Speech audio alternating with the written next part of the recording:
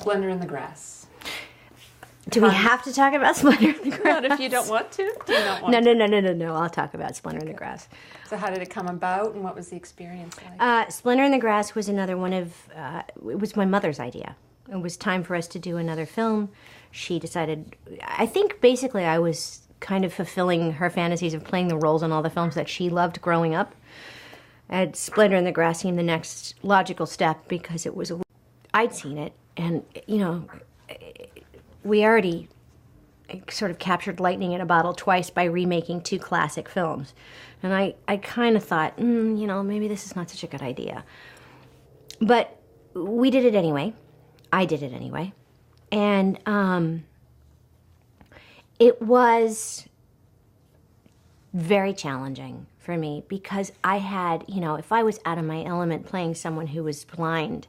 I mean, my mom took me to Jeff Corey to talk about Splendor in the Grass, and he wanted to talk about sexuality, and I just don't want to talk about it. I don't want to, you know, the whole thing was just, it was just something I talked about with my girlfriends. I didn't want to talk to the old hippie dude, and I certainly didn't want any Astophilus, that go around.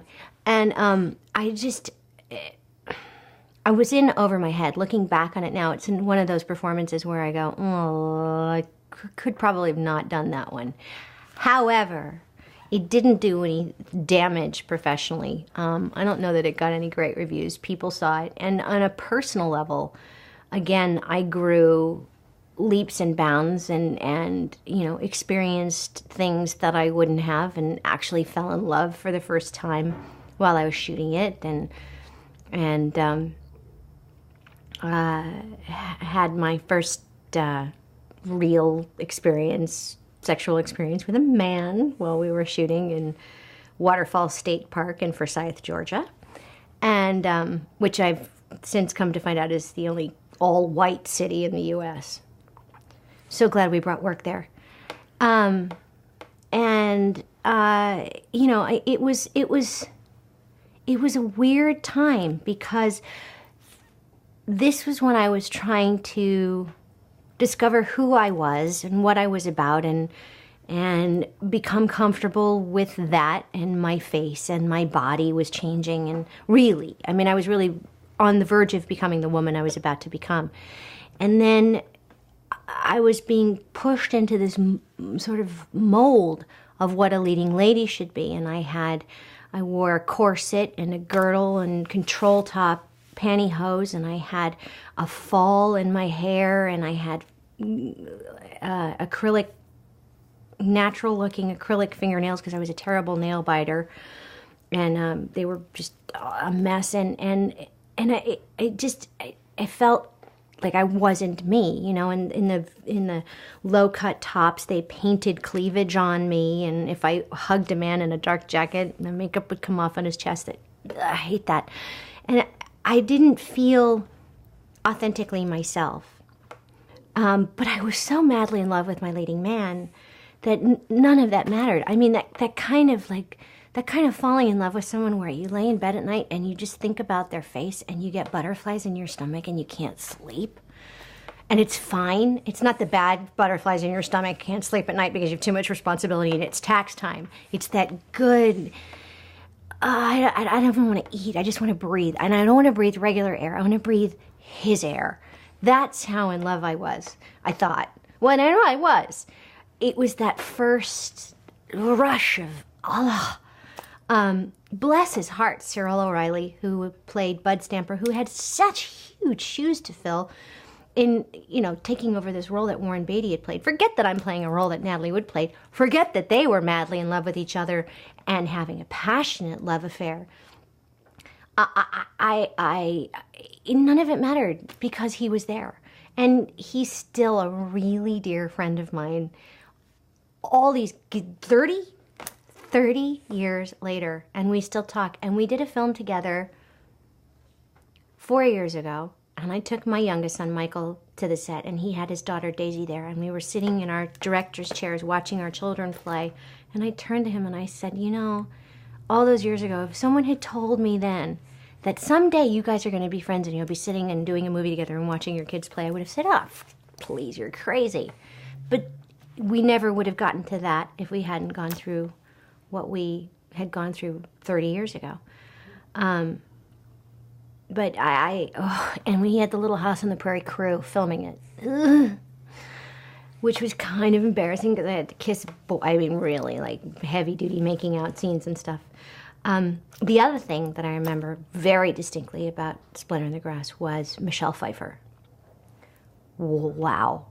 I've never seen anyone that beautiful.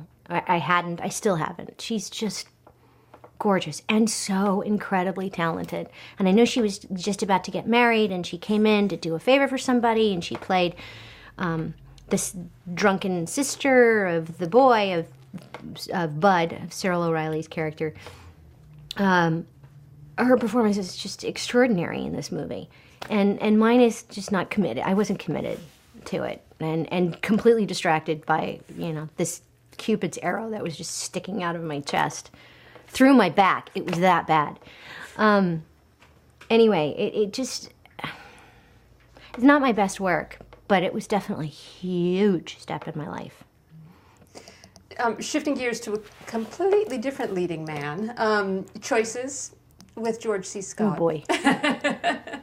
That's like going from first to fifth. But what was working with George C. Scott like? George C. Scott, having grown up with very strong men around me, my father, my grandfather, Michael Landon, Ernie Borgnine, Victor French, with these big, vivid personalities. At the time, I was hanging out with a lot of younger actors, and some of them had worked with him on Taps, the movie Taps, and everybody knew that, he was a real force to be reckoned with. And I never really was intimidated by people who were like that. In fact, I was attracted to people who were like that, and found them to be the most interesting company. So George and I hit it off instantly. We worked the same way. We spoke the same language. He was just great fun to be around. He loved his Bloody Marys, and so did I. And I didn't drink ever or anything when I was working, but at the end of the day, George and I would have our cocktails together, and he was great. Again, another one that called me kid. Hey, kid. He was just fun to be around and so much larger than life. And then we came to this one scene that we had to do where the movie was about abortion.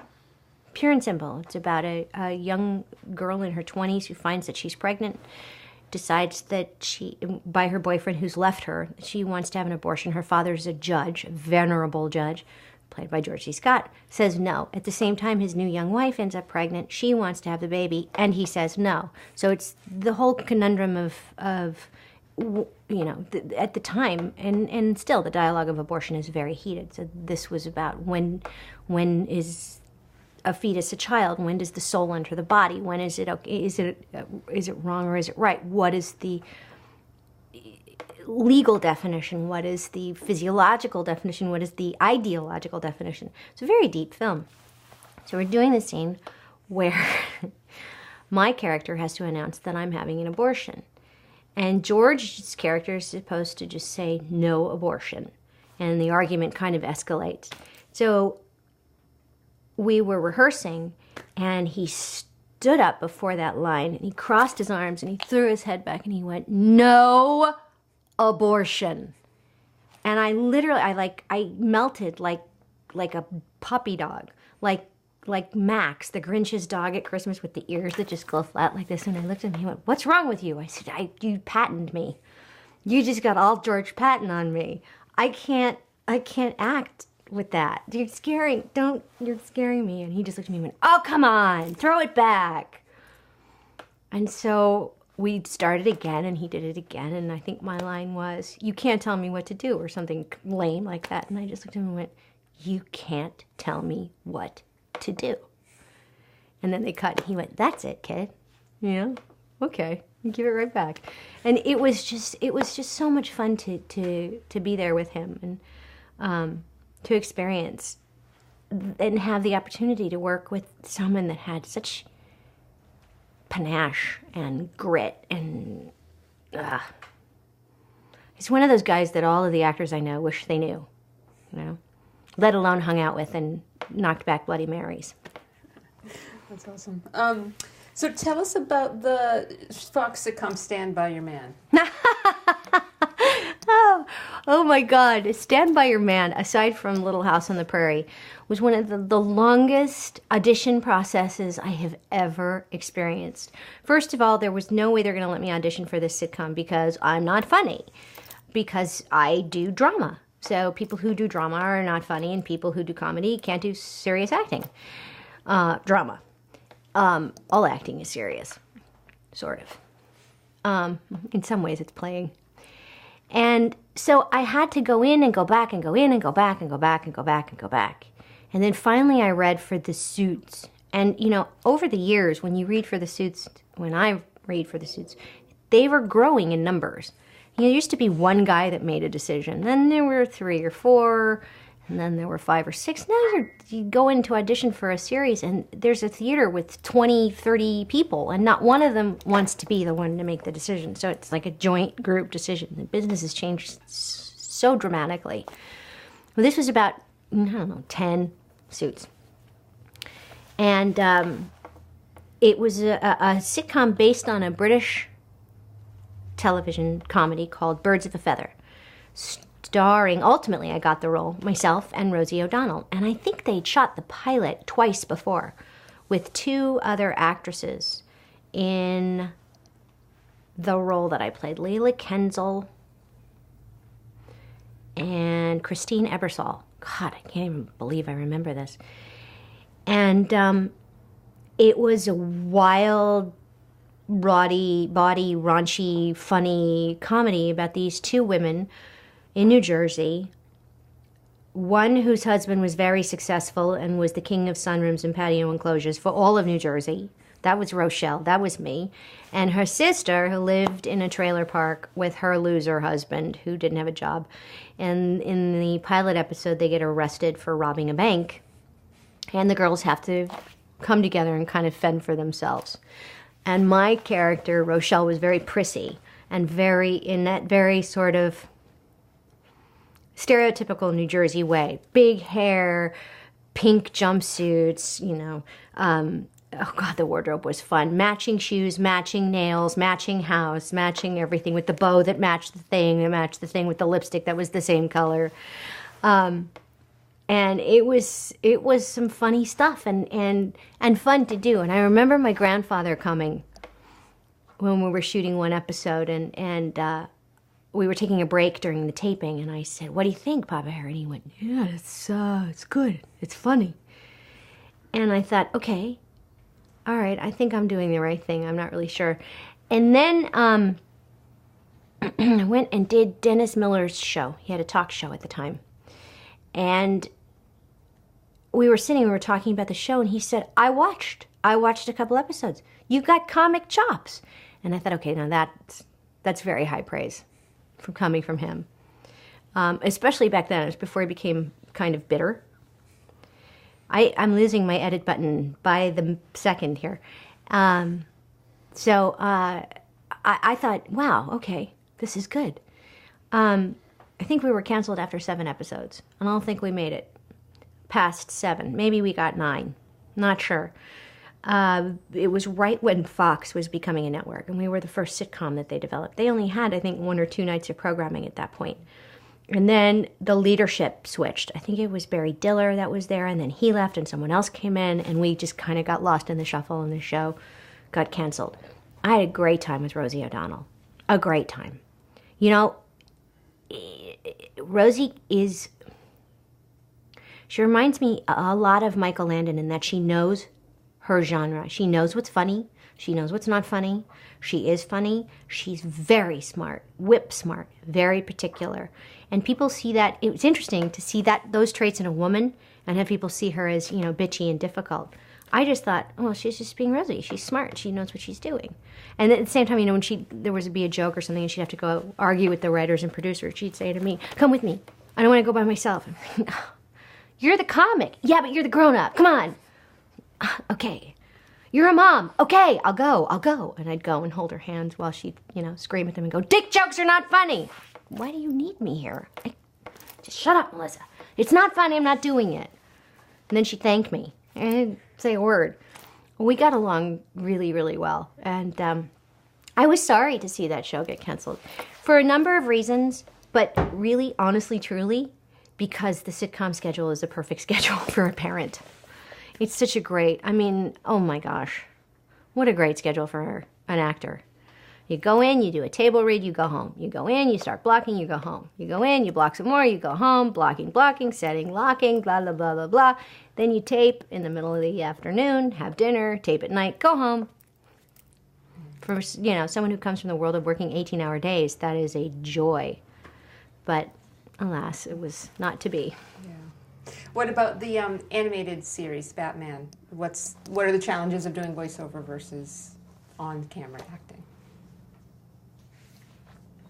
I don't know that I felt like the two were any different. I mean, I had to climb into the Batgirl character just as much as any other one I have played on camera. There was a bit of a wish fulfillment there. I mean, my God, I idolized Batman, so, you know, this was an absolute joy. Easiest job in the world. For me, it was fantastic because I was a guest star, so I'd come in and, you know, record for a few hours and walk home and bank a big check. And I'm playing Batgirl, and she was drawn as a redhead. So, and she was kind of sexy, but cute and very feisty. I had a blast with it. I had a great time with it. And I worked on trying to sort of find a different quality for the voices of the two characters that she has. The Barbara Gordon, who sounded very much like I did, and Batgirl, who was somewhere down here and would say things like, drop the gun. And doing the fight scenes, it's definitely much easier to do them when you're animated. It's much less painful. I've done a lot of stunt work over the years, and doing it animated is, you know, it's just, I could do it right now. There, see, I just got hit in the stomach, but it didn't hurt. You didn't need a double. Right, it's easy. What about Sweet Justice? Can you tell us a little bit about that? Yeah. Sweet Justice was, it actually ran for a year on NBC, and it was produced by my manager at the time, Erwin Moore, and his partner Brian Medavoy, and starred one of their other clients, Cicely Tyson, and myself. And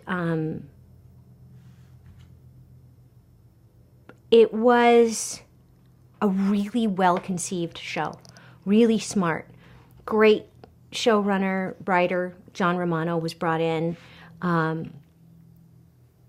Great score, great lighting. I mean, it really had a really good pedigree, and the script was terrific. About two lawyers, both from the South, one who comes home for her sister's wedding and decides to take on a case. And while she's there, with the firm of her mother's best friend, who was a civil rights attorney, back in the day when she was a little girl, and she's got a wealthy father, and her mother has died, and it had all the ingredients for being a really successful show. And we debuted the same year as ER and Friends, so we were sort of like, you know, we've felt great. The pilot was great, the show was great, and we thought, okay, we're going onward and upward. And then as the press junket continued, as we moved from city to city, when we started seeing the TV critics and all the people talking more to the ER and Friends cast, I was thinking, oh, maybe not so much. Still put a tremendous amount of effort into the show, and we did a full 22. It was extremely fun to do. In a lot of ways, I made some fantastic friends. Ronnie Cox played my father. Jason Gedrick played my boyfriend. There was just some wonderful people, and we had a great series of directors to work with, a great crew. I had great people working on hair and makeup. It was just a really familial and fun place to work, except for Cicely Tyson was very difficult and caused horrendous delays constantly, and was constantly going up on lines, and it reached a point where she actually slapped one of our directors across the face, and there were words thrown around, racist and chauvinist, and it was very unpleasant when she was there. And so we sort of minimized the time that she was there. And then it reached the point where they would start at the beginning of the week shooting her stuff, especially in courtrooms. She was up for grabs in courtrooms because she never knew her lines, really. And the schedule would get later and later, and then they'd bring me in, the quarterback, at the last minute to take over. So I'd come in on Wednesday, and we'd start shooting around 2 in the afternoon because by then the delays had caused us to start late. And by the time we got to Friday, we'd be shooting till 4 or 5 o'clock in the morning, and then I'd sleep Saturday and spend a couple hours with the family on Sunday and go back to work because I was always off camera for her. I loved everyone I worked with on that show immensely and got on very well with everybody else. But I can honestly say that when the show didn't get picked up, I was relieved because I couldn't have imagined working under those circumstances for much more. It's the only time I ever called the head of a network to complain about anything. Papa Harry always said, don't start. But I had to because someone else started. I had to say something because, I'd go to work and sit for 4 hours waiting because she didn't have the right bra. I mean, it was that ludicrous. I've never understood that about people. It's not brain surgery. Absolutely. Babylon 5. Can you talk just a little bit about that? Babylon 5 was my first job back after giving birth to my youngest son, Michael, who was born 3 months premature, actually. And it was my husband, Bruce Boxleiner's series, sci-fi series. It's the first time I've ever done sci-fi. And I played Bruce's wife back from the dead. Was not really dead, was captured by the evil shadow aliens and plugged into a computer and then extracted to try and seduce him and bring him back to their home planet where they could extricate information and turn him around and use him as a spy or something. And then he basically nuked me, which is poetic justice for him. And I died, and for real, forever. And that was the end of it. It was great, though, for me because that was Bruce's world. Those were his co-workers. That was his place, and he loved doing that show. And that show is really beloved by its fans. It's got a really strong fan following. So for me to come in and do it was a real adventure for me. And it was the perfect place for me to kind of get my sea legs back after taking time off and having the baby and then dealing with him being so sick for so long. And they were very accommodating ultimately. It took a while, but they did give me the trailer that I needed so I could have the baby there so I could nurse him and feed him basically when I needed to. Otherwise I couldn't have done it. And it was a really safe place for me to go back and work again after taking, at that point, the longest break from television that I had, and I think it was 8 months. You directed the after-school special, Me and My Hormones. What experience did you bring to the set that you'd kind of learned from other directors?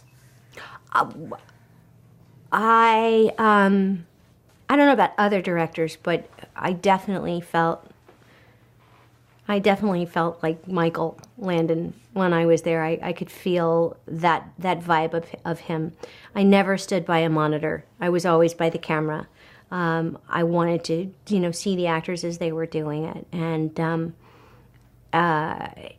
let them know that I, was there watching. It's a whole different thing to, the DP can stand by the monitor as far as I'm concerned, just to make sure that everything's framed and looks right. But I want to see what's going on in their faces and that they're actually connected. It seems too far away from me, and that's a Michael Landon thing for sure. I'm not sure where it came from or who it came from. I don't think I ever worked with a director who said this, but on the first day. On the first day of shooting, during the first rehearsal, the actors were all teed up. Everybody knew where everyone was going. The crew was ready to watch the first rehearsal. And I said, and action, please. And everyone stopped and looked at me and went, did you say please? And I said, yeah, I guess that's my thing. And so someone had T-shirts made at the end that on the front said me and my hormones, and on the back it said action please. That became a running joke. No one ever asked us nicely to act before. And I thought, well, good. All right. And it was fun. I cast a lot of family and friends in that. My sister was in it. Bruce was in it. My friend Chad Lowe was in it. And we did a lot of rewrites of the script and decided to set it during Halloween so that we'd have a chance just to have random people walk by in the background in costume for no apparent reason. But, of course, we had a reason because it was Halloween, so that everyone could sort of, have their alter ego. And it made it a little more fun because, the movie was about menstruation and menopause. You got to have Halloween costumes when you're talking about those two things, the M and the M. Absolutely. So shifting gears to the SAG, your SAG career.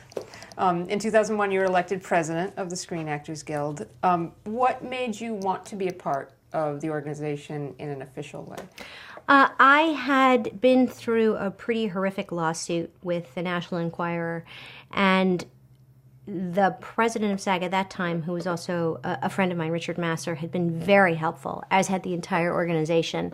They signed an amicus brief onto my lawsuit through the legal department and got other actors to sign on, and I sort of became the poster child for the tabloid lawsuit thing. And when the lawsuit ended, I went back in and I met with Richard, and I said to him, if you ever need me, just call. I didn't think he'd take it quite so literally, but his presidency grew very contentious, and I think it's when the SAG politics really started to take a turn towards the sour. It had always been contentious, but it really got brutal when Richard was there. And so he asked me to run for the board in the fall of 2000, and I did. And I got elected. And I remember the night I got elected because I was one of the top 10 vote getters or whatever. I think I was number 5 or something. And I remember calling Patty Duke because I'd asked her if I should do it and saying, well, I got it, and I got him in the top 5. And she said, great, you're going to have a blast. It's really interesting. And then shortly thereafter, I affiliated myself with a group internally, politically, that I agreed with philosophically. And the entire union was gearing up for a presidential election, and the group pulled me aside and asked me if I would run for president.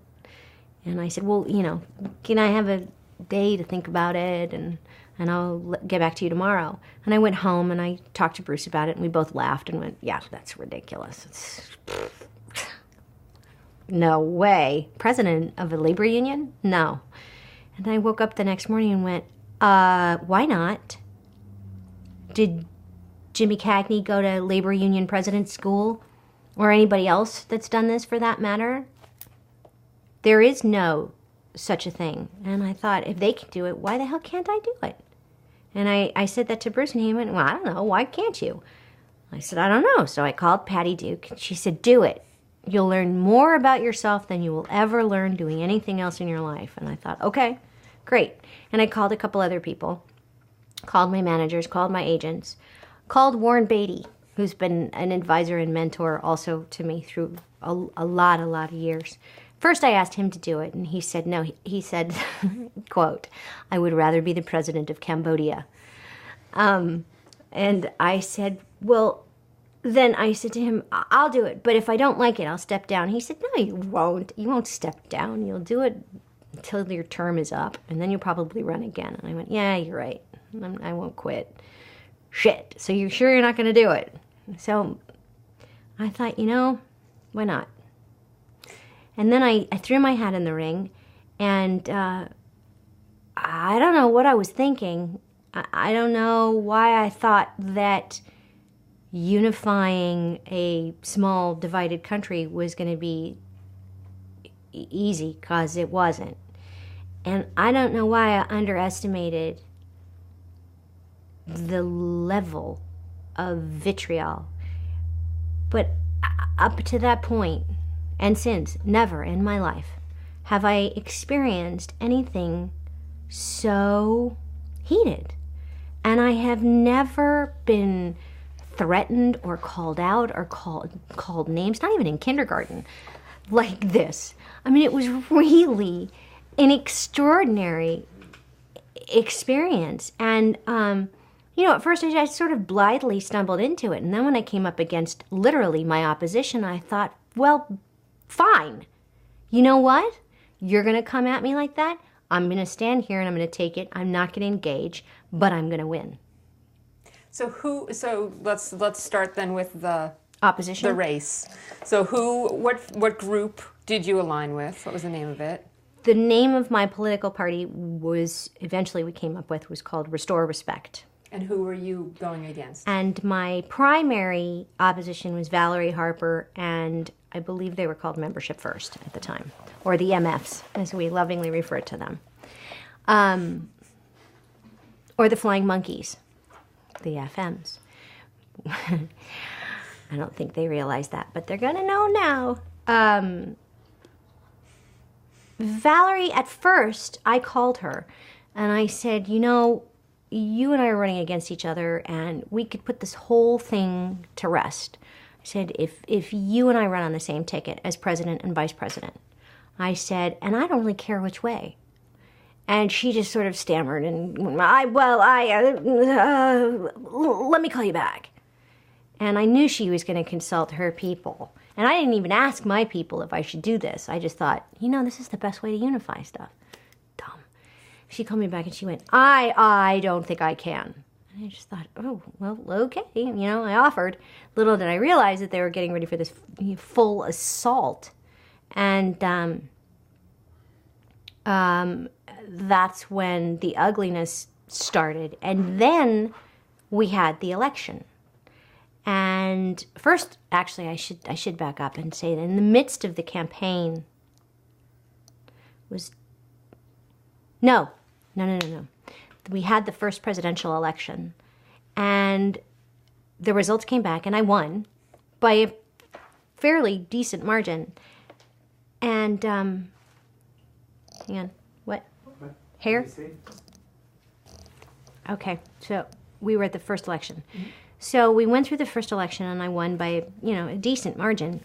And the elections committee, which is the committee that oversees all the elections and the balloting process and all of that, was peopled by all of Valerie's supporters and people from the Membership First party. And they determined that there was some sort of irregularity with the ballots, or I don't know. They overturned the election for the first time in the history of Screen Actors Guild and sent us into a constitutional crisis and ordered a rerun election, which was going to cost the Guild about $250,000 of money they didn't have.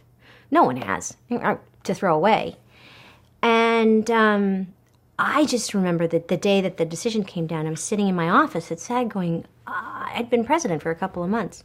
And, people from her side kept referring to me as the president sort of, president maybe, we're not really sure, when I would sit over, reside over board meetings and stuff in the interim until the second election. And it was just a horrid experience. And I was sitting there in my office when the decision came down. And I went storming into the office of one of the executives at SAG, a long-time executive, been there forever and ever, John McGuire. And I walked in and I slammed the door and I said, what the hell? I mean, really? They're rerunning the election? This is the dumbest thing I've ever heard of. Because some people didn't sign the outside of their ballots? Didn't we just go through this with the President of the United States? What? And he said, would you calm down? And I said, what? He said, forget about it. You're going to win again. And I just went, okay, fine.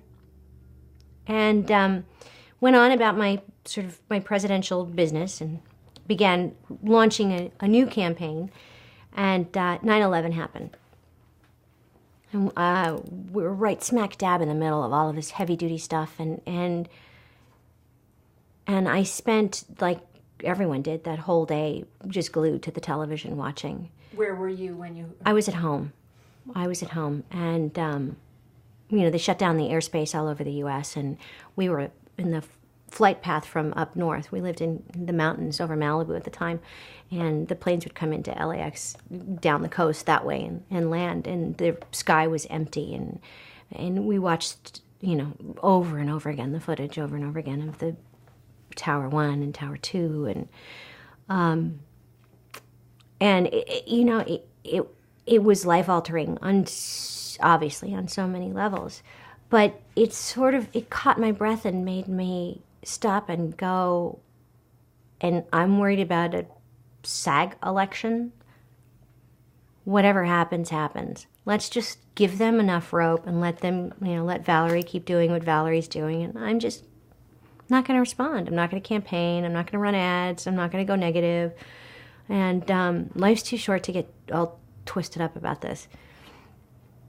And apparently that was the right attitude to have, because when the results came back, I won again by a landslide. It was the highest voter turnout that the Guild had ever had. They've had higher since, but it was the highest voter turnout the Guild had ever had, and I think I won by, I don't know, some ridiculous margin, and just got on with my work and got on with the job that they'd not hired me, voted me, elected me to do. There was no salary.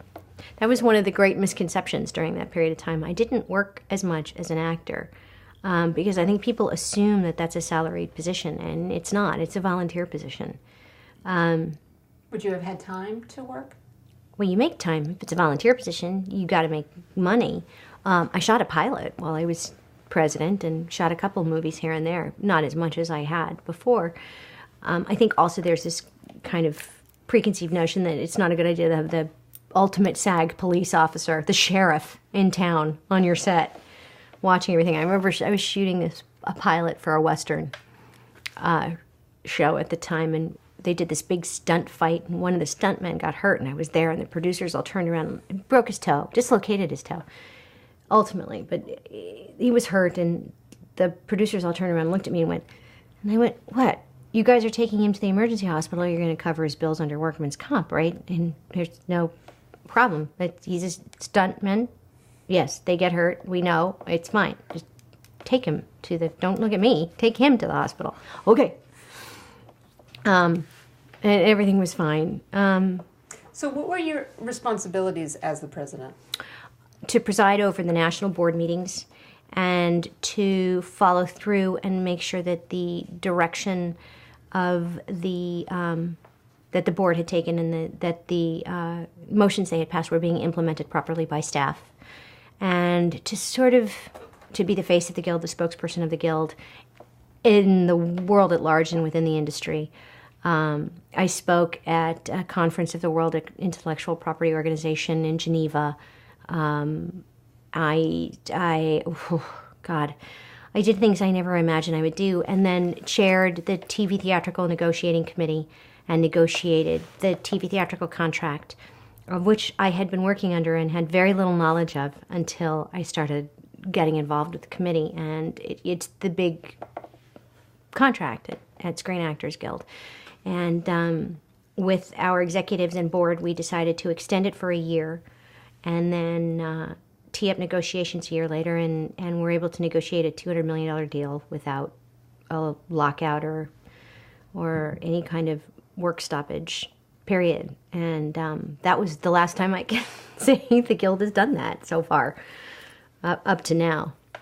And while you were there, there was an attempt to merge SAG and AFTRA. Yeah, that actually, it doesn't go on my list of achievements officially, but at the time, I ran on a platform of merger between Screen Actors Guild and AFTRA. It makes absolutely no sense, especially in the current climate, but it didn't then either, to have two guilds representing actors doing the same work for different salaries under different contracts, opposing one another, especially when at that point you look down, I would look ahead and see digital coming. And, there was no tape versus film jurisdiction. This was up for grabs, this jurisdiction. And I could see that producers, being smart, and studios and networks being smart businessmen, could see the possibility of pitting the one union against another and possibly getting them to, negotiate down from one another, so they get the jurisdiction, but with the worst terms and the lowest salaries possible.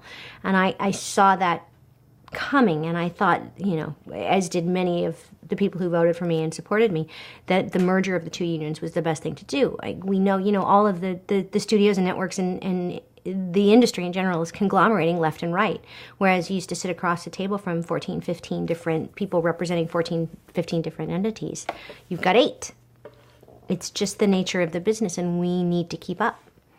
And that would also have possibly provided us the opportunity, had the laws been favorable, to explore the merging of the two pension and health plans to make them both richer and stronger.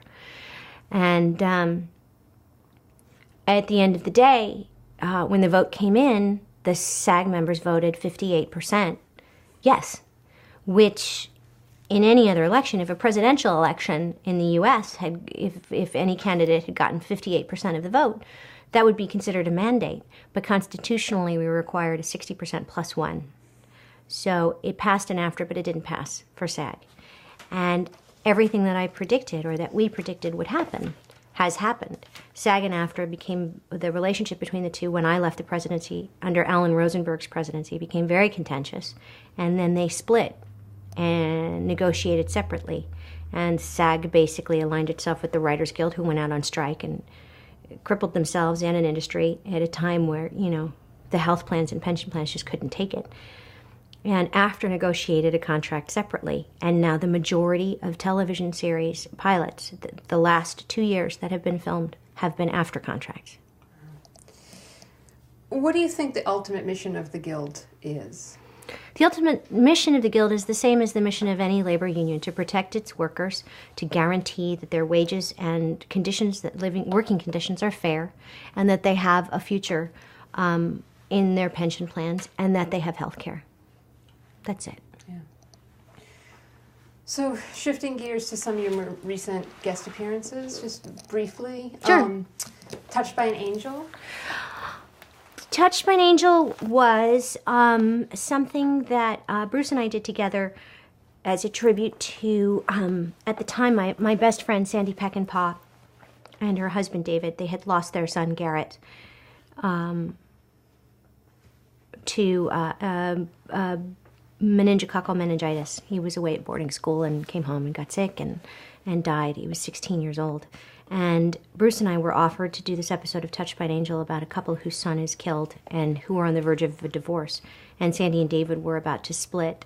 And Bruce and I decided to do it, and to do it as a tribute to them and to Garrett, and to see if we couldn't somehow let them know that there's hope that they could make it work. Ultimately, their marriage ended, so did ours.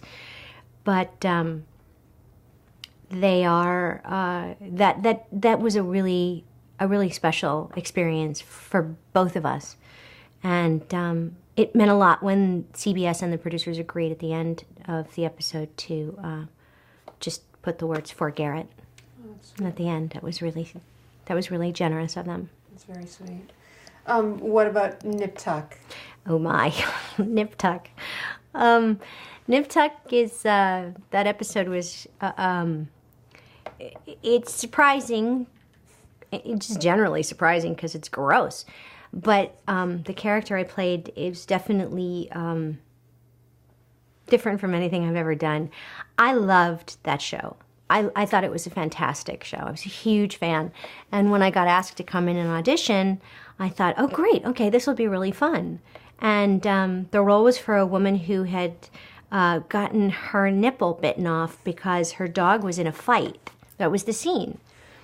And I'm reading this and going, okay, there's got to be some kind of twist, but they're not telling me. So I went in and I read, and I got to my car in the parking lot, and they called with the offer. They said, but you have to go to the makeup people and right away, because you start shooting in a few days, and they have to start building the prosthetic nipple or bitten off nipple. And I thought, okay. And they said, and we'll send you the rest of the pages because you should know what you're playing and make sure you're okay with it. And I said to my agent, well, what is it? They said, it's a woman who gets her nipple bitten off because she rubs peanut butter on her body and has sex with her dog while her husband's away in Iraq. And I said, I don't care, but let me just check with the kids. And Bruce. And I came home. I went and got the makeup thing done, and I came home and I said, you guys don't mind if I do something really twisted on Nip Tuck and place something you can't watch until you're an adult and may not even want to watch then, right? The kids were like, what is it? And I said, it's about a lady who rubs peanut butter on her body so her dog will lick it off, and he bites off her nipple. And the boys went, ugh, yeah, do it. That's gross. And Bruce said, whatever you want, sweetie. So I did. And there was a whole, Christian television, family television advocacy group that was calling for a boycott of my work. And I was sitting here thinking, I was in this house thinking to myself, I'm an actor.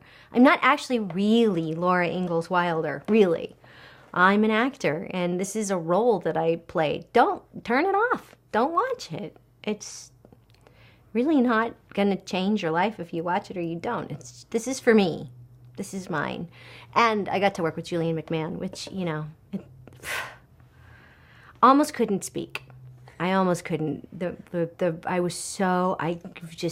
Look, I'm like a blithering teenager now. He's got the most beautiful eyes.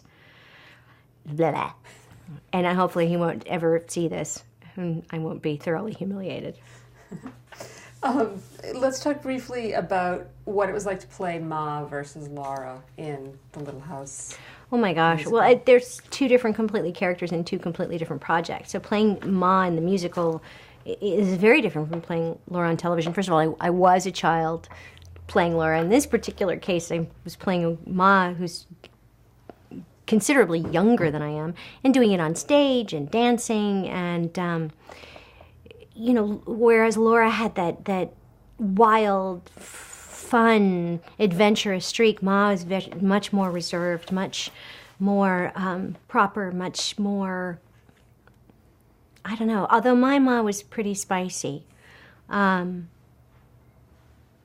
had the greatest time, because it gave me a chance to tour the country doing a show that people really loved, and a chance to get to know and see all of these people who've been watching the television series, and their children and their grandchildren. Sometimes I'd look out and see peripherally the audience out of the corner of my eye, and every other person, or every 4 or 5 people, would have a sunbonnet on, whether it was a child or a woman or a young woman. It was extraordinary to see how much the story still touches people and how beloved it is. We take a lot for granted and can be very jaded living on this coast and the East Coast, and forget that there's a whole world of people in between the two who are fascinating in their own right. And, going to the 27 cities that we went to, all the grueling for me, and having my son Michael in the production also, for me, was an absolute joy and adventure beyond anything we could have imagined. It was great fun. That's cool. What advice would you give to someone starting out in acting today? I suppose if it were a child that were starting out as an actor now, I would say wait, do community theater now, stay in school, and when you graduate, if you still want to get involved in the industry, go to college, major in something else, minor in acting. Because I know the statistics now. That's the veil's been lifted. The presidency lifted the veil. 73% of all Screen Actors Guild members earn less than $1,000 a year as actors. That's not an encouraging statistic. But if it's your passion and you love it, then you should still do it. But you can't make it your life's work, because you'll never have a sustainable existence. If it's someone older, again, same thing. Find something that can pay the bills, but pursue this passion. Pursue the art. Take classes, see every performance that you can. Continue studying, reading, learning, wherever and whenever you can.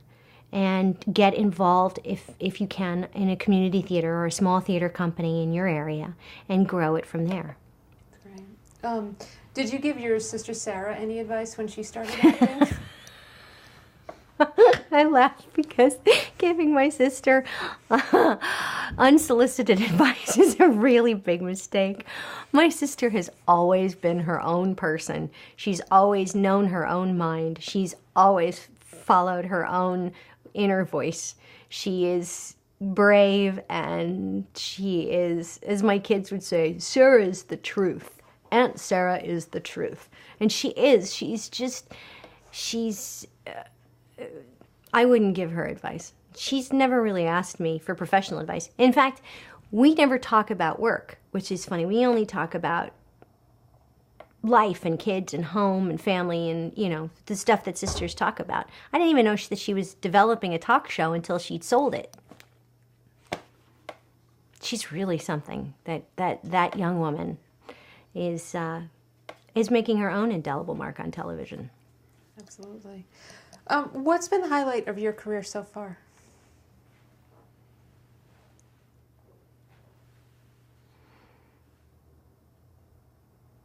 The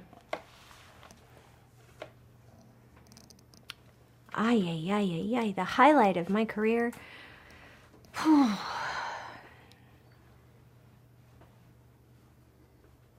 I don't think I can choose one experience over anything else as the highlight. I know this sounds kind of corny and weird. I feel like every opportunity that I have to earn a living doing what I love is a gift, So even the ones that are difficult, even the ones that are not entirely successful critically or financially, are a gift in a way. And characterizing any of them as highlights seems too simple. I've had incredible joy working on all the projects I've worked on, and some really tough times working on many of them. But they've all been a life lesson in one way or another.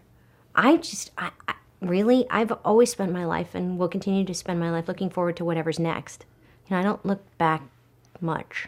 So what is next? I have no idea. I know that I've sold 2 books. One of them is going back to the prairie one last time for one last little dip.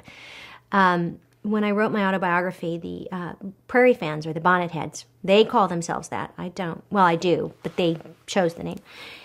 Wanted more behind-the-scenes photographs and anecdotal stories from the filming of the series. So I'm actually doing a book of just that, of photographs from behind the scenes and memorabilia and swatches of fabric. And it's actually a coffee table scrapbook of Little House on the Prairie memories. And then the other book that I've written is a children's book co-authored by my French bulldog, Josephine, about her and her friend, a little girl with red hair and buck teeth and freckles. The adventures of overbite and underbite. And beyond that, I'm not really sure. I could end up going back out or doing another musical and dancing. I just turned one down because I felt like it was just a little too high and a little too operatic. So I'm not really sure what's coming next. I've taken a huge break. I broke my back, and so I had to take 6 months off to completely heal. But now I'm off the disabled list, so I'm waiting to see. I don't know. I do know that I just got told I was too young to play someone in her mid-40s, which is weird at 47. But okay. I mean, how do you get mad at that? I do remember a few years back I auditioned for a pilot for a sitcom. And I went in and I read, and they laughed. And I came home, and my agent called later with my feedback. And they said I was too thin, too grounded, too pretty, and too young. And I said, good.